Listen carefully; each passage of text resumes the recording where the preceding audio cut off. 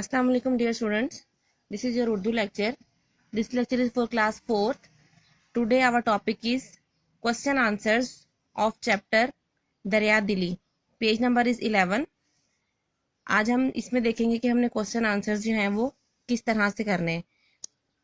I have made a copy pattern for your easiness. Now you can see it.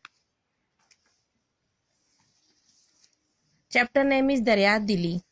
First you will write it on the first line of the page. Next you will skip one line and then write सीन जीम या सवालात के जवाबात दें. सवाल number 1. आप रज़ी अल्लाह तआला अन्हा ने पानी की किल्लत के दिनों में लोगों की कैसे मदद की. हम हज़रत उस्मान गनी के बारे में ये चैप्टर पढ़ा था और अब हम क्वेश्चन आंसर्स भी जो है वो हम उनके अकॉर्डिंग ही करेंगे. तो आपके ऊपर रज़ी अल्लाह तआला अन्हा का साइन आ जाएगा. आप रज़ी अल्लाह तआला अन्हा ने महंगे दामों कुआं खरीद कर लोगों के लिए वक्फ कर दिया. You will skip one line after the answer. Next you will write question number 2. सवाल नंबर 2. हजरत उस्मान गनी रज़ी अल्लाह तआला अन्हा को गनी क्यों कहा जाता है. आंसर है आप रज़ी अल्लाह तआला अन्हा को आपकी सखावत की वजह से गनी कहा जाता है. Skip one line. सवाल नंबर 3. हजरत उस्मान गनी रज़ी अल्लाह तआला अन्हा ने कैसी जिंदगी गुजारी. आंसर है हजरत उस्मान गनी रज़ी अल्लाह तआला अन्हा ने सादा जिंदगी गुजारी.